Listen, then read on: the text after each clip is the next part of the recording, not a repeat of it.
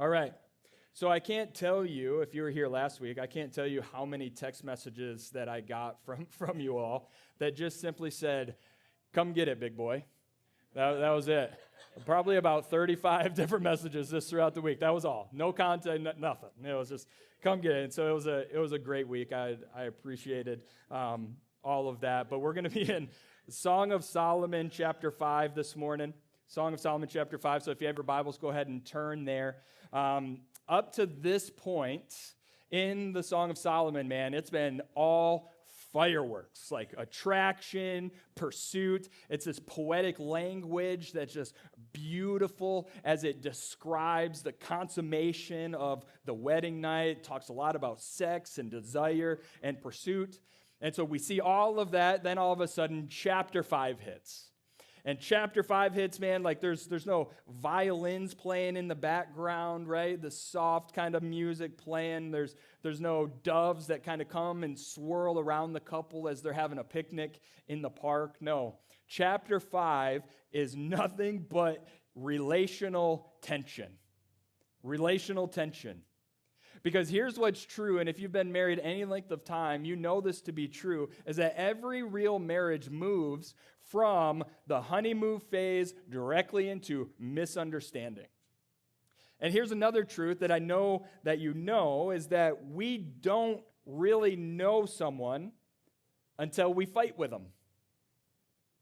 You just can't know someone until you fight with them, right? Like you're dating somebody and you put your best foot forward. It's all about chemistry and desire and all of that kind of stuff. But then what we do know is that conflict reveals character.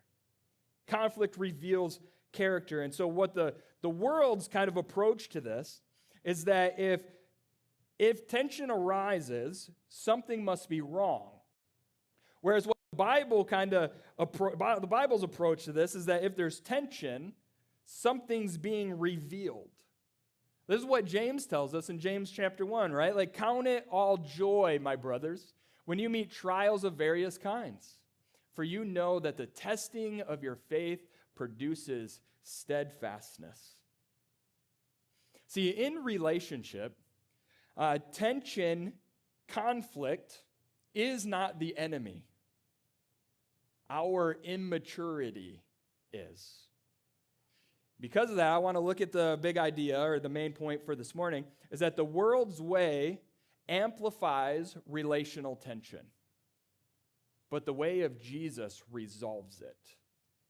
And so this morning, we're just going to continue walking verse by verse through this passage. And what we're going to see is 4 ways in which the world amplifies this tension. And then at the end, hopefully if I do my job right, we'll see how the way of Jesus actually enters into this tension and resolves it. And so let's walk this text. We'll pick it up, chapter 5, verse 2. But if you remember last week, we ended with verse 1. We ended in this place. Eat, friends, drink, and be drunk with love. And so we said that was the consummation of their wedding night. They just had sex, and now the daughters of Jerusalem are surrounding them. And because this is written through God's voice, this is affirmation of the sexual relationship of the couple through the daughters of Jerusalem, through the community around them. So we go from God affirming the sexual relationship, affirming the desire that they had for one another, to verse 2, where she says, so we're switching characters here, from the daughters of Jerusalem, the community, to the young maiden. And so the young maiden says, I slept, but my heart was awake. And we know this position, right? Like we know, because we know that intimacy produces vulnerability. And we know that vulnerability tends to create tension. Why? Because we respond from our insecurities when we feel vulnerable. That's why as we walk through this, man, like I want to walk through this carefully as we see this interaction between the husband and wife, the young maiden and the beloved. So she says, I slept, but my heart was awake. A sound, my beloved, is knocking. And so the poetry here suggests, kind of like the shift in the poetic language, suggests like this is kind of like being in that space where you're kind of like you're resting, but you're still kind of alert, you're awake, but you're also so connected that just their presence entering the room kind of stirs you. My wife and I, we experience this sometimes, like when I'm up in the morning and I'm getting ready, and I try to be incredibly quiet, and I'll come in, and yet my wife is sleeping, but somehow like she can just kind of sense my presence in that space. It's kind of like it's being connected to one another. Like she's asleep, she's physically resting, but she's emotionally alert, right? Meaning that the relationship is alive. There's an awareness for one another. She continues on. She says, "Open to me, my sister." Or no, okay. So she doesn't continue on. Now she's quoting what he said. So she's writing in the script, or it's her character, but she's quoting him. "Open to me, my sister, my love, my dove, my perfect one." Now, I know this is odd language for us, right? To describe our wife, to describe our beloved as my sister, my love. But what this is covenantal language. This is him saying that you are different than anyone else. And the sister language is like there's a purity to this relationship. But then he also says my love, like there's this affection to it, dove, tenderness, perfect one. There's this delight that I take in you. And so we see his approach to his wife is incredibly gentle. And notice his condition. It says, "For my head is wet with dew, my locks with the drops of the night." And so this is important. Again, we have to remember this is poetry. And so what's being described here is the vulnerability of the man. Like he's outside. He's in the elements. His hair is wet from dew, right? Like he's outside in the elements. He's seeking shelter. He's seeking safety. He's seeking comfort. And he's incredibly vulnerable in this moment. But as he's pursuing his wife, desiring comfort, let's look at her response. And her response in verse 3 is basically this: "I've already put on my jammies, dude." Like, he's saying, "Okay, let me in. I'm pursuing you." She's like, "Come on, I'm already ready for bed. I already have my jammies on." And then I was kind of playing this out, like how this tends to go. It's like my wife, she'll say, like, I'm already ready for bed. I already have my jammies on. I was like, I'm good with that. Let's go. She's like, no, not the cute ones. The old AYB t-shirt from '99 of yours. Like, that's what I'm wearing. And I'm like, I'm still good. Like, let's go. She's like, no. I have my teeth whitening strips in. And I'm like, oh, okay, that's the sign, right? Like, not happening with teeth whitening strips in. And so that's what she does. She comes to this. She says, like, I already have my jammies on, and I already bathed my feet, right? I put off my garment. How could I put it back on? I already bathed my feet. How could I soil them again? See, she's saying, essentially, is like, it's not happening tonight, buddy. Like, I'm comfortable. I'm already in bed. It's not your night, right? Like, I'm not going to be inconvenienced in this moment. And if you notice, at this point, like, nothing sinful is happening. Nothing sinful is happening. And I think if we're honest, like, we would all know that marriage issues or marriage problems, they don't begin with adultery. They tend to start much smaller with something like comfort. And we know that relational tension often begins with prioritizing comfort over covenant. And that's the first way of the world that we see, is that the way of the world prioritizes comfort. Prioritizes comfort. Now, I do want to pause here for a second, because I think I know myself well enough. I know you guys well enough. Like, we can all make a case for why in any given moment comfort is the more justifiable position. 100%. You can make a case for it. You always can justify or explain away why you should choose comfort over covenant. But the reality and the truth is that while every single one of us has reasons to prioritize comfort, none of us have an excuse to choose comfort over covenant. We just don't have an excuse. And because of this, I wanted to go through 4 different ways that I think, and of course this list is not exhaustive, but 4 ways in which I think we tend to prioritize comfort over covenant, over the relationship with our husband or wife. Number one is we protect our mood more than the marriage. Like, I get it. You had a long day. You're tired. You were dealing with idiots all day. You want to come home. You want to veg out. You want to be on your phone, whatever it is. You don't want to talk. And yet, when we come in and our spouse pursues us, what we tend to think is like, just, it's not now, right? And what comfort says in this moment is like, I need some space. I need to relax, or I need to watch the show, or I need to whatever, fill in the blank. Whereas covenant says, no, you need me. And then we show up into that space. Proverbs 18 tells us that whoever isolates himself seeks his own desire. See, sometimes the most spiritual thing that you can do is simply sit down, look your spouse in the eye, and have a conversation. And we don't, along the lines of excuses, like we don't get to say, I'm just not wired that way. You don't get to say that. As a Christian, it's a prerequisite to believe that God changes us. We are not set in our ways. We are not wired in a particular way. It doesn't matter. By the power of the Holy Spirit, the Lord changes the way that we're wired. He changes our mind. He changes our heart. He gives us new hearts. And he makes us different. And so we don't get to say that's just how we're wired. Subpoint number 1, 4 ways we choose comfort over covenant. We protect our mood more than our marriage. Number 2 is we choose screens over connection. We choose screens over connection. So this tends to be kind of like that sacred cow among churched adults, I would say. This and probably video games among young men. Those two things you can't talk about in terms of them moving to the place of God in our lives. But I remember I did not grow up in the church, and I remember attending my wife's youth group because we started dating in high school, and her parents didn't like me, so I had to fix that. So I started going to church with her, which is how all this started.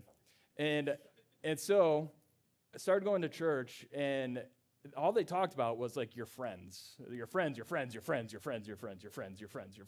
was like, what the heck? What's your deal with friends, man? Like I'm not changing my friends. Your friends.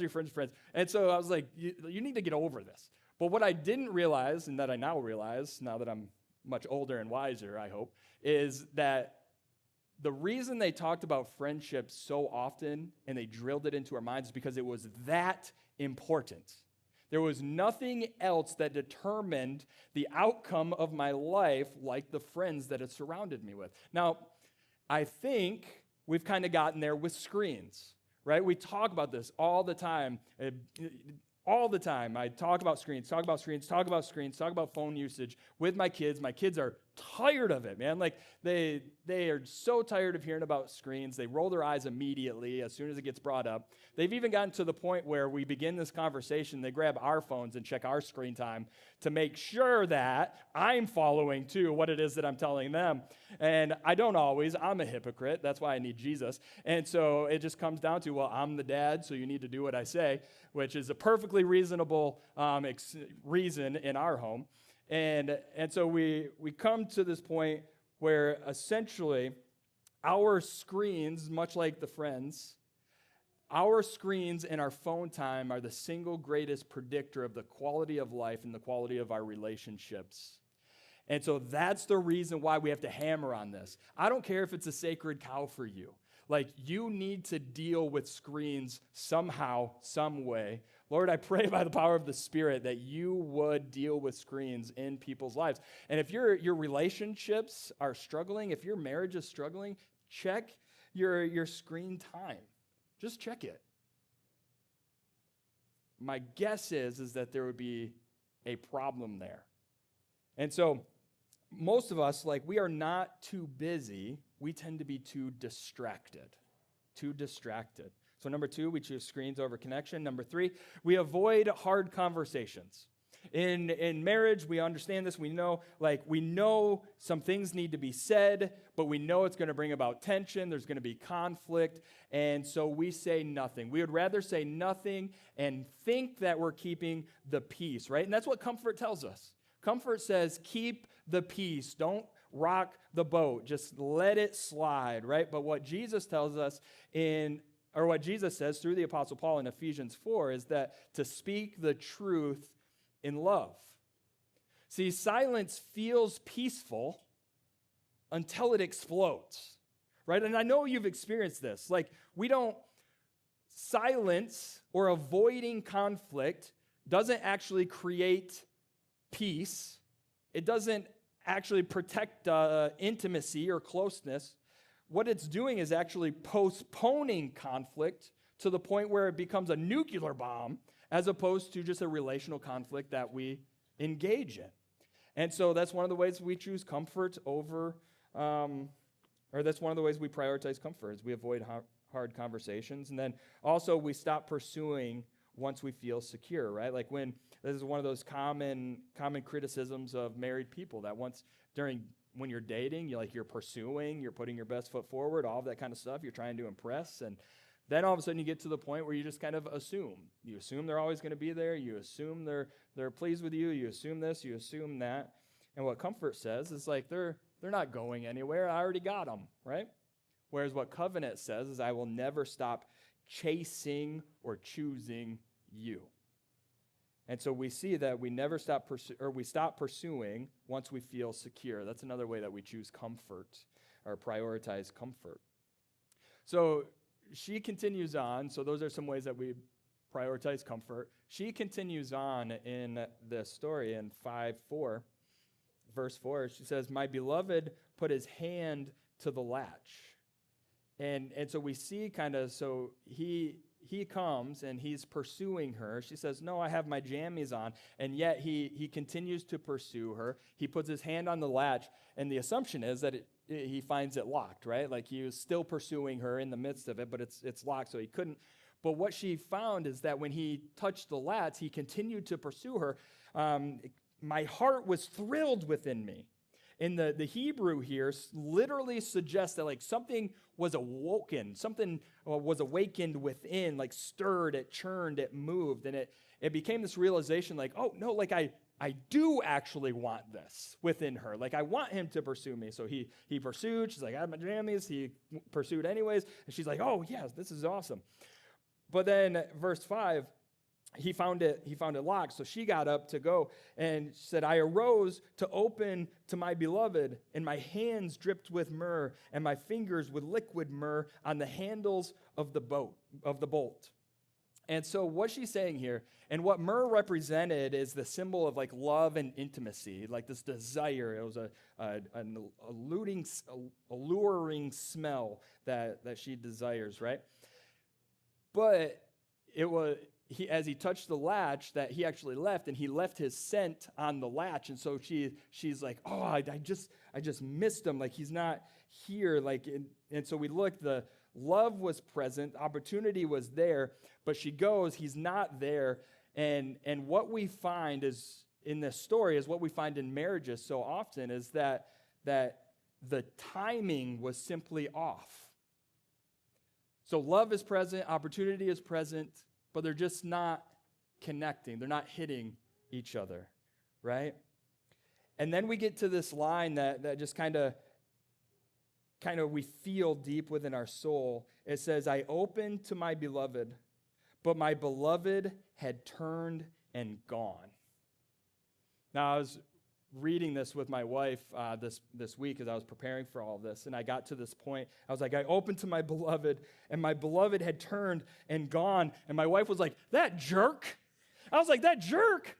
She's like, yeah, he just turned away and left. I was like, she rejected him. What is he supposed to do? Just sit there and wait? And she's like, no, it was just for a second. And then we started arguing over Song of Solomon's argument.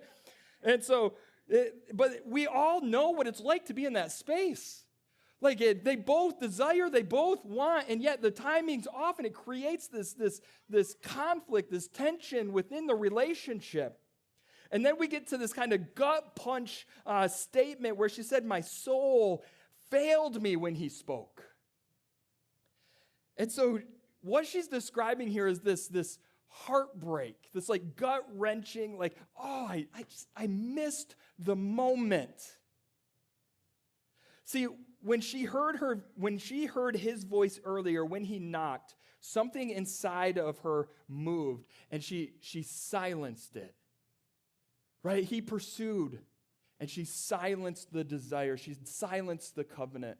But then he touched the latch, and it awoken something within her. And I wonder, as I think about how she silenced her desire in that moment for comfort, I wonder if you've ever experienced that. Like a moment in your relationship or a moment in your life where you wish you would have responded differently. A moment or maybe a conversation that you replay over and over again in your head, and you're like, oh, why did I say that? Why did I approach it like this? Or maybe you think to yourself, like, why didn't I just open the door? Why didn't I just respond in the way that I actually wanted to respond? And we think to ourselves, oh, my soul failed me. See, that's what happens when we delay, is it creates this tension, it creates this conflict, this delayed obedience, this delayed desire. And then she continues on. She says, I sought him, but found him not. I called him, but he gave no answer. Notice the reversal here.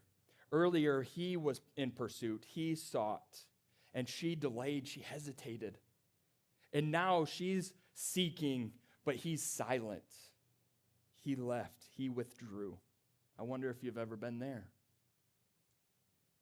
See, this is not revenge or vengeance or getting even, right? This is simply relational consequence. He didn't abandon her, but he withdrew. And it teaches us that delay creates distance. Delay creates distance. Ephesians 4 tells us to not let the sun go down upon our anger. Why? Because emotional distance grows quickly and quietly. We think to ourselves, it's just one comment. It's just one night. It's just one conversation. It's not really that big of a deal. They'll get over it. It'll be fine. They just need some time to kind of let it go, right?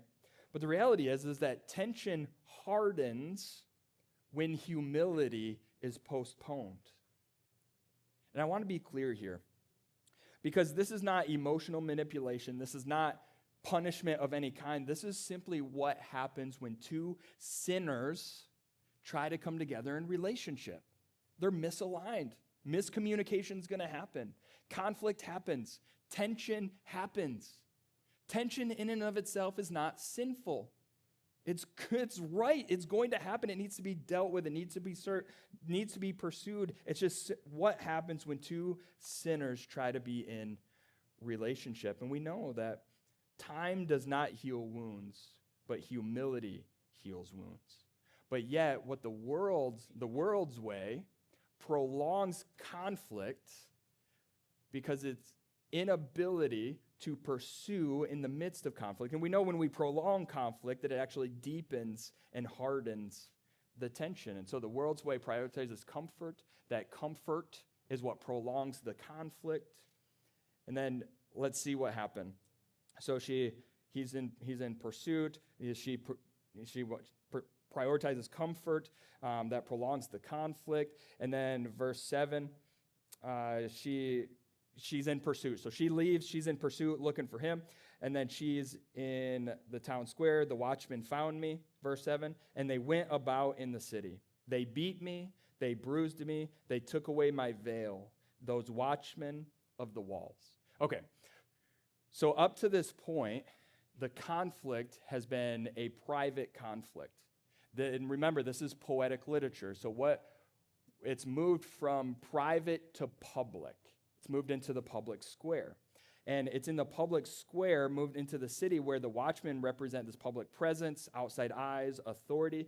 And we notice the escalation here is that she goes into the public, she brings it public, and she's wounded, she's bruised, her veil is removed, and the veil symbolizes dignity, modesty, respect, right?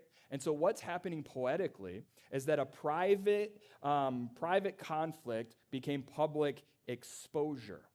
And public exposure intensifies the pain. And so the original tension, which was just simply miscommunication, relational misalignment, has now become humiliation. And this is what happens when conflict leaves its proper place. So what's the point here? The point is that the world's way publicizes problems. It publicizes problems. Instead of entering in and resolving the tension, resolving the conflict inside of covenant, we export it on social media. We export it to family and friends. We export it to group chats, right? We export it to prayer requests that are likened more to gossip than actual prayer requests. Like, this is what we do. And so if we're honest, I would say we're not actually seeking help, which sometimes we are, but more importantly, we're seeking validation, right? We want someone to say, hey, you're right, they're wrong. There's no, like, you deserve better than that guy, you deserve better than him. The way that they're treating you is not okay, right? But the reality is that the more people involved, the harder reconciliation becomes. Proverbs 17 says, whoever covers an offense seeks love, but he who repeats a matter separates close friends. Notice it doesn't say whoever ignores an offense. That's not what we're talking about here. We aggressively go after sin. We're not saying to ignore an offense. We're saying, it says whoever covers, that means to protect, to contain, to handle rightly. It does not mean to expose. And so here's how this usually works.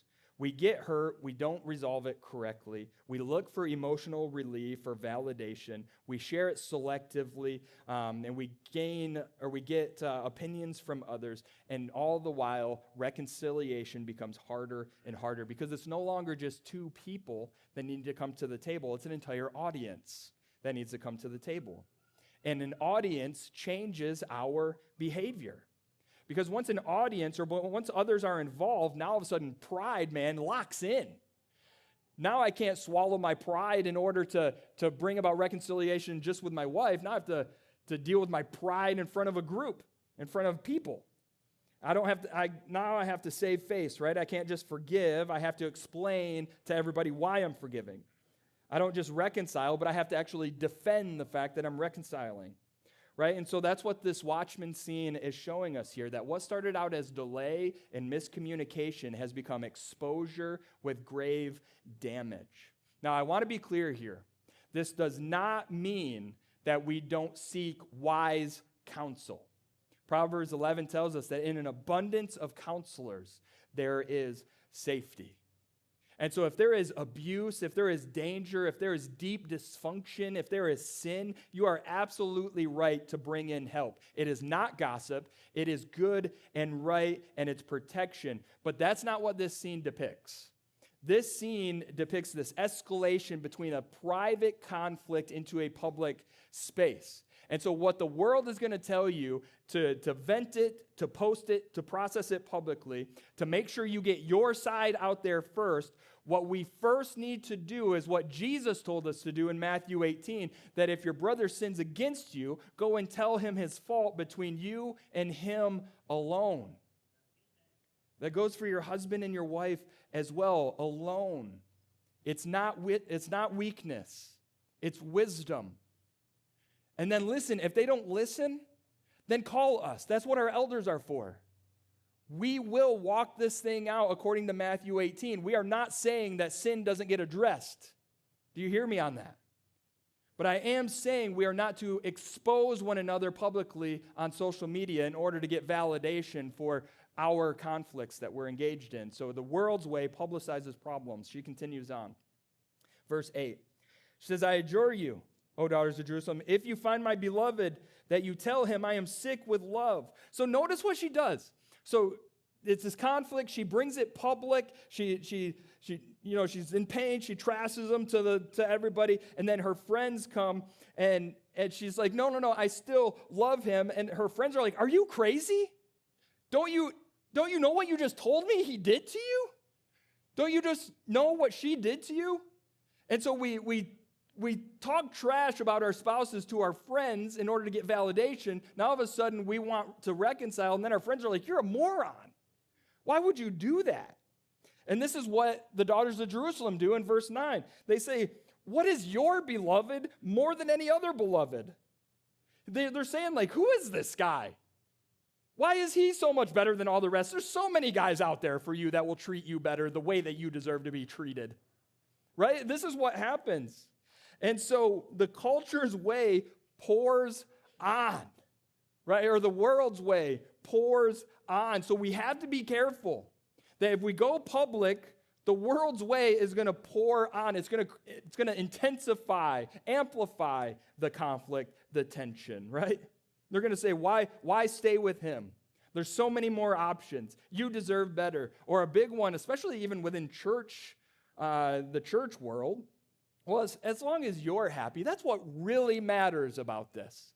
As long as you are happy. If you're not happy, then you need to swipe right or left or whichever way you go for the confirmation one, right? Like, trade them in. That's what the world does. But watch her response. Her response is beautiful.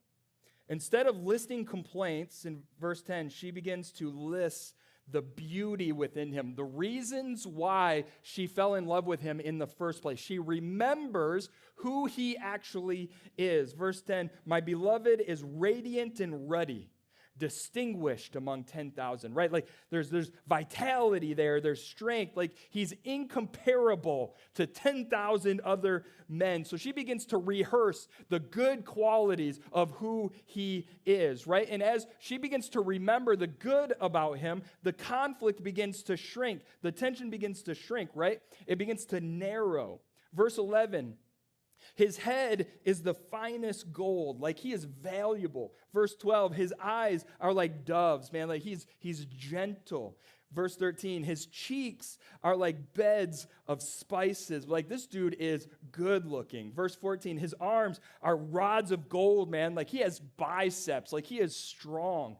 Verse 15, his legs are alabaster columns, like he is strong and stable. He is immovable, right? Like she's reconstructing her perspective of her beloved. So what tension does, what conflict does, is it distorts our view of those we love. And then if we bring it public, and then the world and the culture and our friends begin to pile on it, and we begin to, this vision becomes all the more distorted. She needs to remember who he is. All the reasons why she fell in love with him in the first place. And she ends it by saying, his mouth is most sweet. He is altogether desirable. This is my beloved, and this is my friend. I thought, what an interesting word to describe the ending of this. Because I can't tell you how many married people or marriages that I've been connected to where they deeply love one another, but they don't like each other. See, when friendship dies, marriages tend to collapse. And so covenantal love is sacrificial friendship, right? But you can only get there if you're willing to crucify your pride. And that's the way of Jesus. The way of Jesus crucifies pride. Because relational tension rarely starts with adultery like we talked about, right? It starts with something small. A tone, disrespect, a look, a forgotten errand, a delay or a hesitation. It begins there, and then all of a sudden it builds up to this massive thing. But somebody needs to swallow their pride and pursue the other. See, when pride rises, love shrinks. That's why tension isn't the enemy. Uncrucified pride is the enemy. And fellas, we're to go first. It is clear by the words of Paul and what he has called men to is that we are to love our wives like Christ loved the church. You are to crucify your pride and pursue your wife. If you guys are at a stalemate, it is your duty, your responsibility to crucify your pride and pursue your wife. Stop waiting for her to do it. It's your job and your responsibility. See, the world amplifies relational tension. Jesus resolves it. The world says, protect yourself, prove your point, get validation, keep score, win the argument. Jesus says, die to yourself, seek understanding, protect dignity, forgive freely, and win the relationship. The world escalates conflict. Jesus absorbs conflict. The world thrives on pride, while Jesus crushes it. Philippians 2 tells us explicitly that he humbled himself, even to the point of death on the cross. And here's what this entire passage is telling us. It's alluding to that you and I have been the one on the other side of the door. Jesus has approached our door. Jesus has knocked, and we delay. Jesus has pursued us. Jesus has spoken, and we hesitate. And you and I have been in that space where we have chose comfort over obedience. And then later we get to that point where we say, like the young maiden did, and we say that my soul has failed me. Right? We know that there's moments when the Lord speaks to us and we should have responded differently. We replay that moment over in our heads and we think, why didn't I obey? Why did I rebel? Why did I hesitate? Why didn't I respond? Why didn't I get up and open the door when Jesus was calling to me? Yet here's the difference between Song of Solomon chapter 5 and the gospel, is that when you and I delayed, when we hesitated, Jesus didn't abandon us at the door.